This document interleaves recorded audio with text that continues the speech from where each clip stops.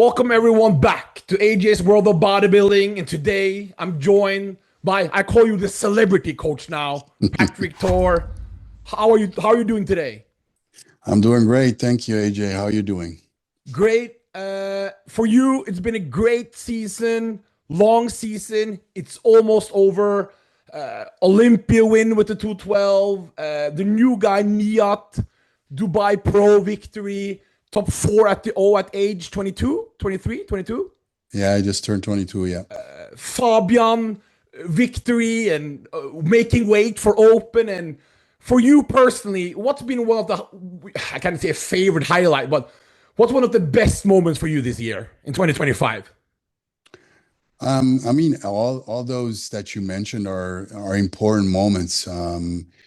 Sometimes you win shows, but because you're supposed to win. When somebody has a certain amount of talent, obviously, when you win a show, you're basically only doing your job and you did what everybody expects you to do. So sometimes that takes away a little bit from, what you actually accomplish. So the greatest satisfaction are in those moments where people overachieve, where people don't expect certain results from them. And even though maybe they don't win, the look that you bring is something have never seen before with that athlete. And those are the moments I really appreciate the most, actually. But probably, Francisco Barrios winning the New York Pro at the beginning of the year, because we have been working together for so long. That's definitely something special, just because of the friendship that I have with him, because we've been working together for 8 years. When you see somebody achieve something of that magnitude, that's probably was a very special moment. And then obviously Nihad in his third or fourth show ever in his life, winning the Dubai Pro again against a veteran and great bodybuilder like Angel Calderon. Those are special moments, definitely. A little bit about Nia at age 22, top four at the Olympia. This is something I don't think we've seen before in the 212 or in modern day open for that matter. Talk a little bit. What makes him different at that age? The density he has already for that age. A little bit. What separates him from a lot of the other younger guys you worked with before, maybe? Well, I think first and foremost, he has a genetic gift. I mean, as good and as disciplined you can be, or as good as a coach can be, nothing can be achieved of that magnitude if you don't have the right genetic predisposition. But that being said, I think maybe a lot of guys or more guys definitely have that type of potential. But Nihat is somebody who, for his age, is extremely mature. And I don't intend mature in a physical way, but in a psychological, in a mental way. I started working with him when he was an amateur to win his pro card. And even though the circumstances he was living in were very difficult at the time, he always found a way to be extremely disciplined, extremely professional. He was a professional before turning professional. And to find somebody at that young age who is so driven and who really puts everything into his bodybuilding career and tries to avoid outside distraction. At that age, a lot of times you have many things on your mind. You're still learning to become a man and who you really want to be in life. And that can be distractive a lot of times. And Nihat is somebody who, from a very young age, he started when he was basically 19 years old. He had a very clear idea of where he wanted to go and what it took to actually get there. And that's the difference. Japan Pro, and guys, I'm very excited because we at the end of the year, sometimes the shows are shorter athletes. I mean, not so many athletes, but this event has 31 athletes, guys. I believe the stream will be for free. You can check out the Japan. You just write Japan Pro or Japan Pro League on YouTube. That comes up the channel. It's supposed to be free. So that's excellent. I believe the show is actually on a Monday, Patrick. I don't think Yeah, it's, yeah. There's some Monday. time zones, and it's the same promoter that had the Master Olympia. Um, he still hasn't paid all the athletes there. That's sad, but let's hope he can use some of these money, Patrick, to pay some of the athletes he owes money for. But anyway, excited for Japan, and obviously one of the big names, Sean Clarida, comes in after a third place in Mexico We lost to Regan Grimes there and Tonio Burton. Close for prejudging with Keone Pearson. Not for finals, in my opinion. But he goes in, and first of all, why do you think? Because he's not making any jump to the open. Why do you think he wants to keep on competing? He has a new coach, John Jewett, and why would you think he keeps on competing in this at the end of the year? Well, I think I'm just guessing, but he's not uh, young anymore, so he knows he probably doesn't have many more years where he can be highly competitive, and I think he's just making the most. He probably took some or wanted to take some time off after the show in Mexico. He saw his physique was still responding very well. He kept a good shape, and probably that incentivized him to just jump in a show.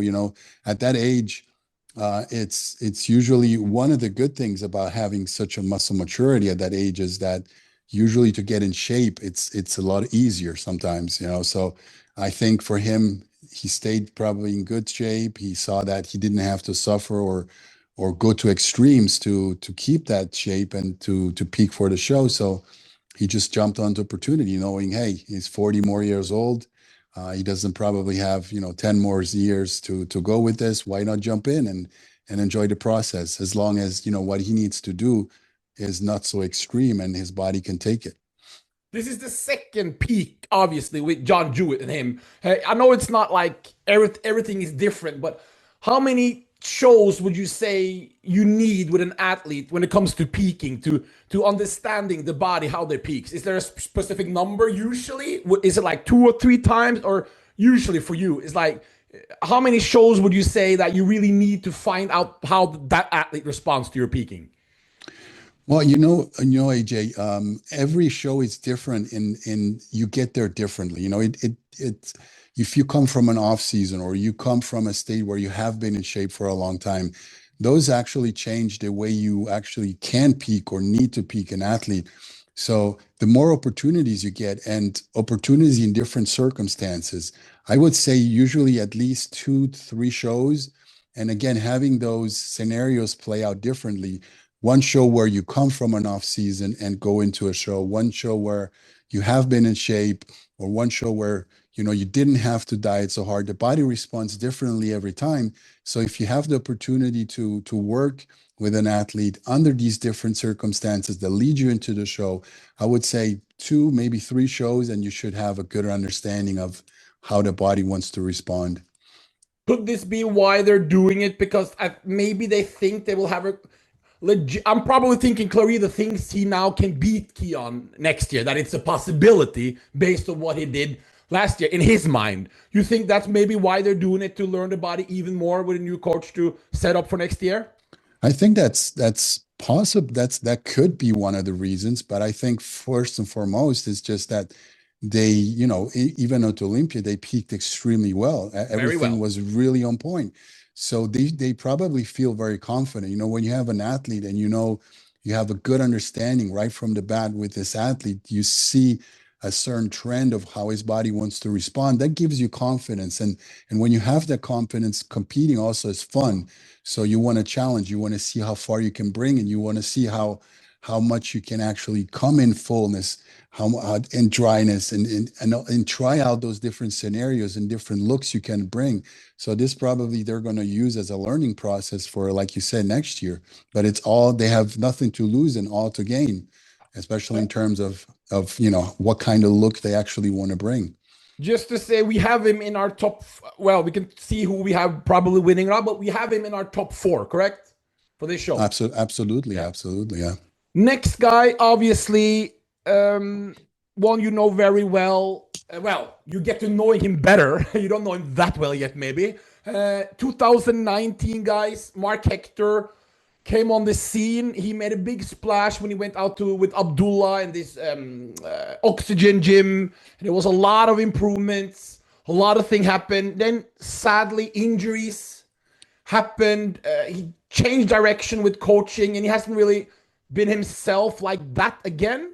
We saw a big jump last year based off his injury, because he had a lot of injury problems. He almost had to retire one of the most beautiful bodies in the pro league. Actually, I saw him this year. It was fantastic, but there's still a little bit missing to get into that Olympia spots. And you took over him 2 months ago, 3 months Yeah, ago. about 5, 6 weeks ago, something like that. Yeah. How has the progress been going? How is the injury status? How is the body responding for this show? Because this is a big show. I believe he can win. Yeah, actually, one reason for me to say let's do these shows is like we discussed before, is trying to learn. He was already in a very good shape. So this time that lead us from when we started until now, the show in Japan wasn't so much to where his body needed rest or anything. So I took on the opportunity to say, okay, let's see how your body wants to respond to certain things. We know that from his previous looks this year, which actually were already very, very good. Him and Kuba did a fantastic job. There are still some things that we could do in terms of just refinement, because Marc is never going to be that athlete that overpowers other athletes or that comes on stage and just with sheer muscularity wins a pro show. But he is extremely well balanced with probably one of the smallest waist ups there, incredible X frame. And I just wanted to, and also him, obviously, we just wanted to bring a more polished, a more refined look, something he was usually bringing back in 221, I think it was, or 220 when he competed in Spain.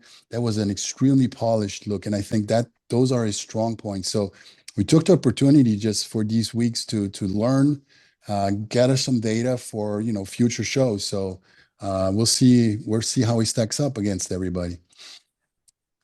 But the goal is he does look well on paper. Him versus Clarida, he has some strength advantages in the aesthetics, in the shape, in the lines.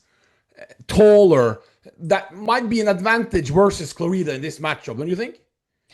Well, the biggest disadvantage Sean has is clearly his stature, because pound for pound, he probably carries as much muscle and density as any other top pro at that level. So the only thing is when he stands next to taller guys, wider guys, how is that going to look on stage?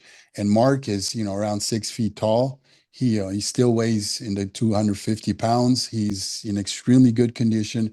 So it's just a matter of who takes up more space on that stage, who dials it in better, how 5'4" guy looks standing next to a 6 feet guy. It's a matter of taste. So the only disadvantage I really see Sean having is just his height. Everything else is there. Obviously, the taller and the bigger you are, the bigger frame you have, I think it's still bodybuilding and it's open bodybuilding. So that definitely will count to something. And that's also why, in previous shows, Sean probably didn't win the show, because condition wise and muscularity wise, he is, as good as anybody else. But then again, the stature is important, especially in open bodybuilding. Guys, quick reminder, next week from Monday all the way to this weekend, guys, huge sale at Blackstone's Lab. If you spend $125, you get shaker, free sunglasses, and samples. If you spend $200, you get a samples, shaker, sunglasses, and most importantly, the best pre-workout of all time, Dust X, with free shipping. And if you spend $250, you get all this and 1,000 grams of creatine. Guys, this is a deal you don't want to miss. Let's go back to the show. One of the favorites coming in, and in my opinion, based on what I've seen, yes and no, but Juan Pradells, the new kid from Spain, he turned pro in 2022. He's 28 now. He's not a kid, he's a man, by the way.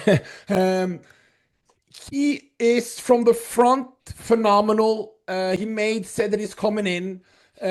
Guys, he's so good that he was tied with Keone for prejudging in Prague, guys.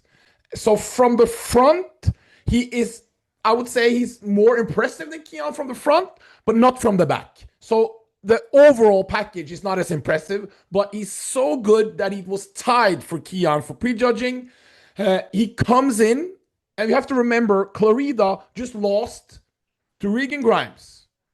And he also lost to Keone at the Olympia. So Joan, very, not as similar as Keone, but the same level almost in the open. Even though he did not bring the same conditioning from the back.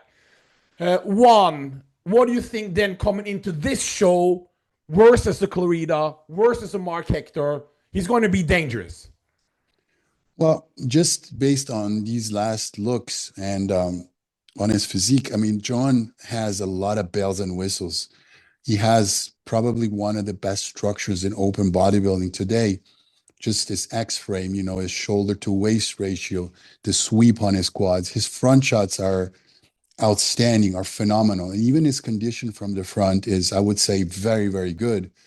Now, uh, you know, that frame he can still fill out a little more. And Yeah. when he does, I think he's going to be a top 10 contender for the Mr. Olympia pretty soon if he keeps working with consistency in that direction. What with the shows that I've seen leading up to now, there's just still a difference between his front and his back shots. His back shots, as good as they are structurally, they still need more density and especially maturity through those hamstrings and glutes. But then again, we're nitpicking now. He's obviously already a great bodybuilder, and with that crazy front double bicep, which is as close to perfect as you can get on somebody on that height, that takes you a long ways. You know, that first impression, that relaxed from the front with that crazy width through the shoulders and that amazing front double bicep, that's already 50% of a competition. So it's going to be tough to beat him. I know Clarita will have the hamstrings, the glutes, the lower back dialed in. I have not seen one have it this season yet. Will Marc have the hamstrings, glutes, lower back dialed in for the show? I think the strongest point right now Marc has is his glutes and his Oh, hamstrings, really? because Strongest that's, points. yes. I mean, that's as soon as we started working almost, you know, close to 2 months ago, that's the first thing we said is we need to get those glutes and hamstrings to a level that only few guys can reach, because I know he can do that. And that's exactly what he did.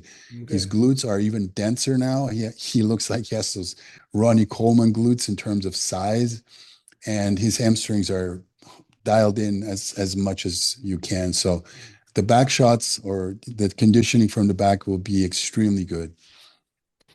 Yeah, I think that's gonna what happens with Juan if he can dial that in. And for me, I've seen him 3 times this year. I haven't seen it. I hope he does it because this is the second to last show. For whatever reason, he's having some type of, I want to say demons with Spain, but I think his pro debut did not go well in Spain. He lost to Josema, and I've heard some people saying that he has some type of mental issue with competing in Spain for whatever reason. So this might be the last show for him this season. So we'll hope he can dial it in.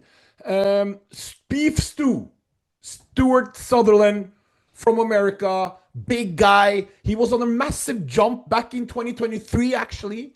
A lot of improvements. He came in condition, a lot of size improvements, but it took a big, I want to say, the last 2 years, the evolution, both conditioning and of his physique, it's not been on the same trajectory as we saw in 2023. He's in, and what are we thinking? What are we expecting for Beef Sutherland? Well, Stewart has everything a bodybuilder needs. He has basically no weak shots. He has an extremely good structure. He's wide upstairs. He has very good set of legs. He is balanced front to back, so he doesn't have any weak points. And I think for him, it only comes down to condition.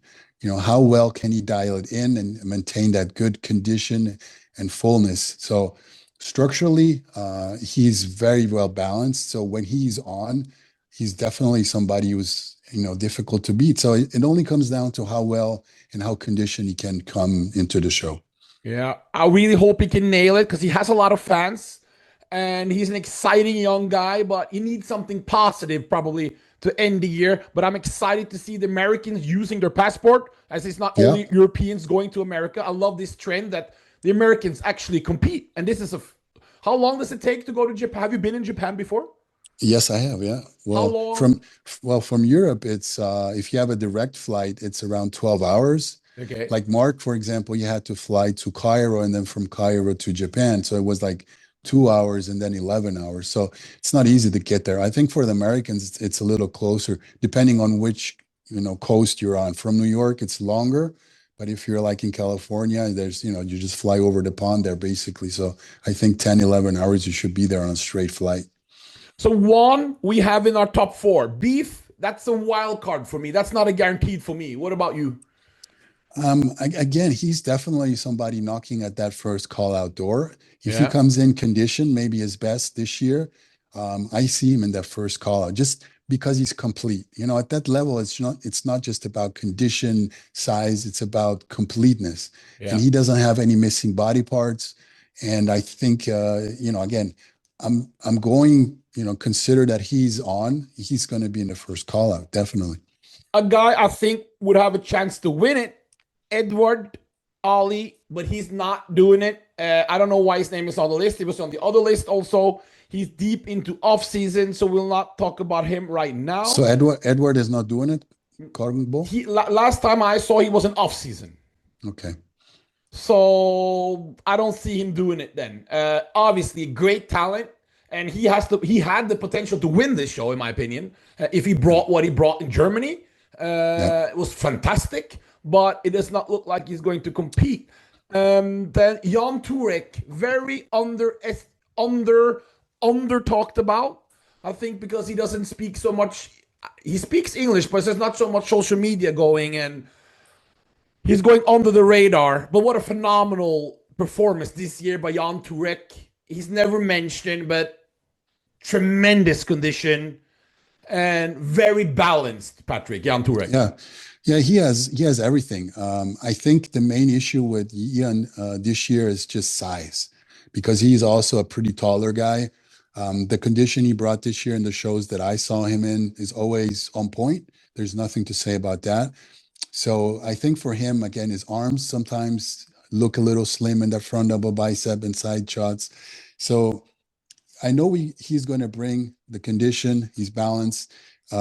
He's just lacking the size for the type of structure that he has. That's the only thing. Only knock on him.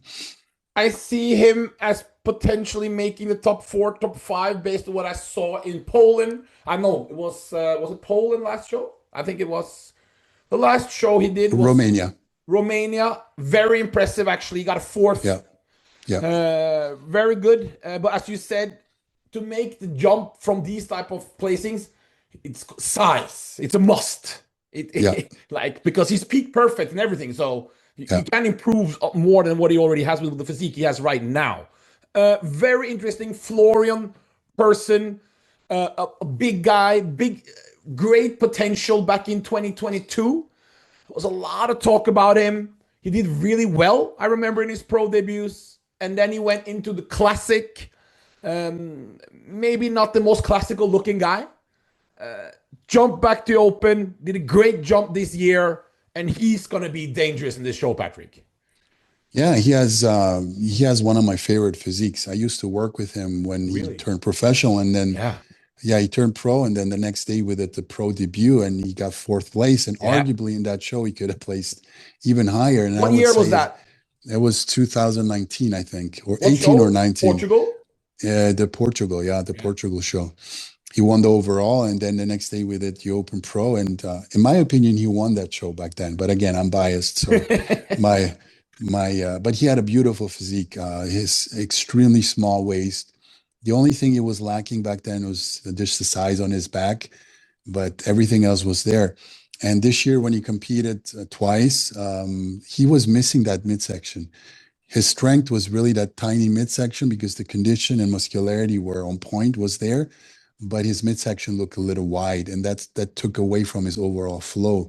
But with the updates that I've seen lately, his midsection looked really, really good. Now, again, we're judging on Instagram, and we know we have to take that with a grain of salt, like we all do when we post things.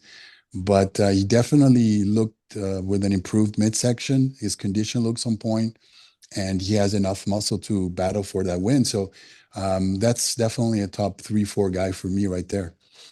Because he has a We're going to the hundreds and thousands of shows, and he has a different look, Patrick. He has something that's not just a regular.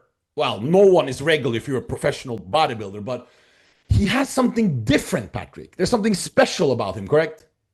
Yeah, well, it's genetically everybody has what I call a different muscle paste. It's the way your Okay. muscle looks. Some have a more vascular granite look, some a more plastic rubberish look, and Florian has a very fresh rubberish plastic look to his muscle.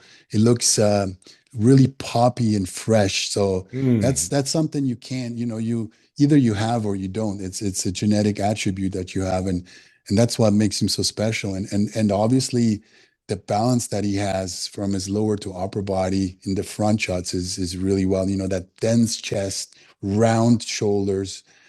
He's not the widest guy, but still wide enough. And then the legs are just phenomenal. So calves, hams, quads. Lower body is top 10 Olympia. How old is he? I'm not sure. He should be around 30 right now. Hmm. Another one we have to talk about, obviously, James Holling said no longer probably like predicted as like the top guys anymore. Uh, but still, fans have not given up hope. He carries a lot of muscle. Uh, when he's full, he's like, he got that. You worked with him. So Yeah. this year has been hard for James Holling, said fan to watch because I don't know why some people are celebrating like when he was sixth and the coach was bragging, this is the best look ever. And we are so, no, no, no, no, no. You cannot be sixth place in the low show if you're James Howling said, and the coach is bragging. This is not cool. Uh, he brings the conditioning also. And James Howling said he can be dangerous in this show if everything clicks. Well, James is that kind of guy that maybe at the first look, he doesn't have many bells and whistles like I used to say. But if he gets in that first call out, and I'm 100% sure he will, when you start posing, he has some very, very strong poses. When you turn to the side against James, he hits that side chest, that side tricep. Very few guys can stand next to that type of flow and dense muscle, just density. And then from the back, when his back is on, he probably has the closest to that branch worn hardness anybody up there. So if he has been able, and to in some updates that I've seen, to bring back a little more, his physique alive, a little more density pop to his physique with that condition that he has now, James is dangerous. James, again, he's not the prettiest guy. He doesn't have the best flow. He probably doesn't have the best posing, but just on a muscularity conditioning aspect, when he's fully on, pose after pose, he can, go from the outside in the first call out right into the middle because he's really complete, and it just brings, again, like you were saying before about Florian, he has something special, grainy to his physique that not many guys can bring. So I expect James to be fighting for that top spot too. I think that's why people really like him. People because they like that type of. Well, I don't like when they say Dorian Yates because I don't see any similarities there. But like that muscular, like that grainy, that hardcore. He has it in spades, and he's very impressive when you see him up Co- co- close with this. And I think Caucasian dry, we say. Caucasian dry. Okay, that's me. Yeah, and people, he's got it, but he's no Sean Roden. So I hope the coaches, whoever, has to play on his strengths because he's not gonna streamline him, and that's not gonna work, Patrick, is it? I think James is experienced enough now to where his input into what is happening is strongly considered. Let's put it that way. So I know what they're doing. I know James. I speak to him often, and they have a game plan. James has a game plan, and I'm sure they will bring the best look they have brought so far this year. Yeah, a new coach there. That's Sack from the UK. And if is there one other guy before we go into our predictions that you got your eyes? Is there anyone on the list that Well, the ones you mentioned were the ones on my list, and I think maybe we can add Mazaher from Iran. yeah, Tabani he is top five you at the know last show? Yeah. yeah he's a little small in stature. He's not very tall, but he has a very complete physique. His condition is on point. He doesn't have any weak poses. He has a back. He has legs. He presents himself very well. So the only thing is, again, it's a matter of size and stature. But I was very impressed with him in the Romania show. So he's the one who actually, if he can improve on just the fullness aspect he had in compared to the Romania show, he's very complete. Very beautiful physique. I saw there's a lot of Russians. I don't see that crazy guy here, the freaky one from Russia. I don't think he's in it. The guy who beat Quinton, you know that Yeah. huge. He's not in it. And I see Akeem is not in it. I think he will do the Spain. Hopefully, Marc. If Marc doesn't win, or even if he wins, I would like to see Marc at the Big Man Weekend the week after. But if we're gonna go into our top four, I'm gonna go first. I'm gonna have Clarida, Marc. I'm gonna have Clarida, Marc, Florian, and I won. That's my top four. Yeah. In no order. I'm not going to give you order, but my top four is Joan Pradells, Marc Hector, James Hollingshead, and Sean Clarida. That's your top four. Yeah. Yeah. And it's gonna be an exciting show. You'll watch it. Obviously you're gonna watch it. What time will it be for us in Europe? Well, they are 8 or 9 hours ahead. So it will be middle of the night once they step on stage for prejudging. Next year, what's exciting? What's new for you? Who are we? What's the one of the top goals you have?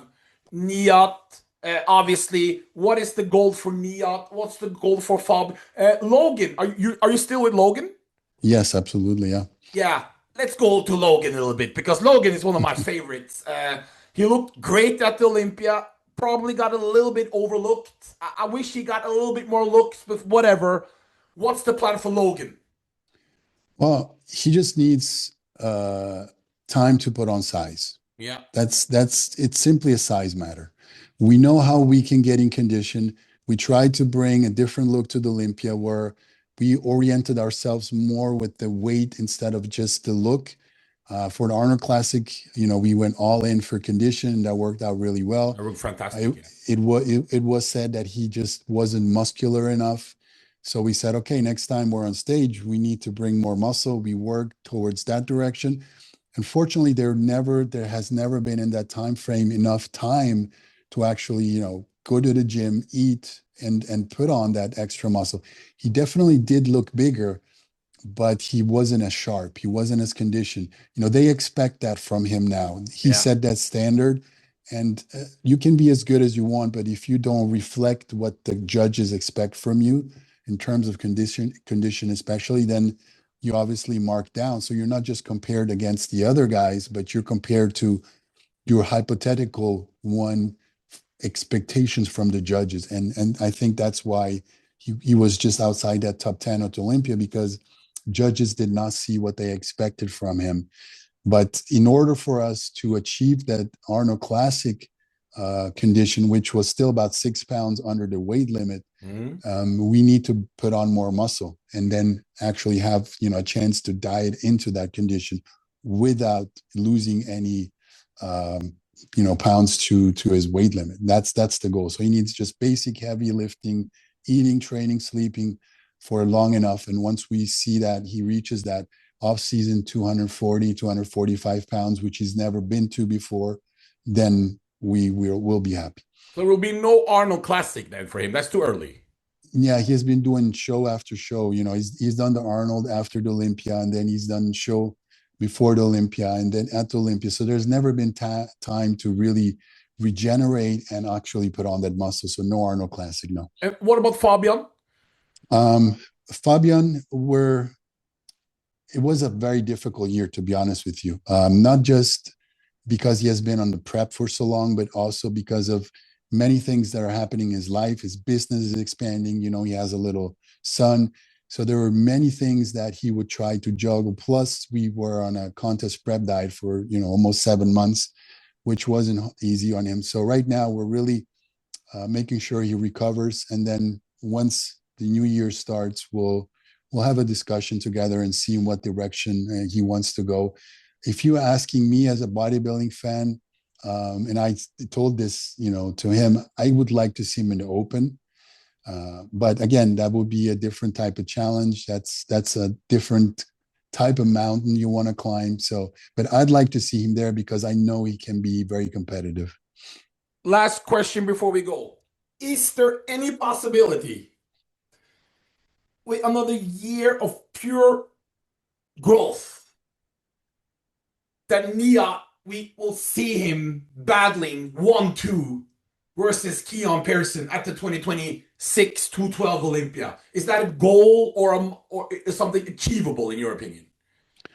That is definitely achievable. I mean, right now, the way, he has been progressing year after year, the only thing he's lacking is just a little muscle maturity because Nihat is lean. He has no body fat, but the way his muscle looks is still very young, very, very bubblish. He Yeah. just needs more maturity, and that comes with time, with more contest preps. He had done 3 contest preps in his life before he won his first pro show. So, and he has put on a lot of muscle at the same time. So the two, when you're still young, you haven't done a lot of preps, you've put on, since he turned pro, he put on at least 12 to 13 kilos of pure muscle, which is about 25, 26 pounds. So that still needs time to mature. But that being said, I definitely count on Nihad battling for the Olympia title in 2026, 100%. Thank you very much for your time, Patrick. It's a little bit sad that the season is almost over. It's very sad, but it's been a great year, Patrick. I think bodybuilding is really on the way up. A lot of great physiques, a lot of money thrown into the open and also now into the classic. And you see guys all over the place. Men's physique is evolving like crazy. And obviously all the great girls divisions and bodybuilding right now is going really well, isn't it, Patrick? Well, it's growing, and that's the only thing we can ask. And also, the average level of professional bodybuilders is increasing. You can go to a 10th place at Poland Pro, Yeah. and the guys are spot on in condition, and then at the end it just becomes a structure balance game. But as far as how the guys look, how the guys bring it, I think the level is going up every year, and not just the top guys show up in shape, but even in a lineup like this weekend, you can probably see 15, 20 guys in absolute perfect condition. So that's what I like to see, is the levels improving, not only at the top, but just even the guys All at the over, middle yeah. of the pack, they improve and they become better bodybuilders. Thank you very much for your time, Patrick, and hope to have you Thank on you, soon AJ. again. Thank you, AJ. Have a great one. Thank you. Bye bye. Bye bye.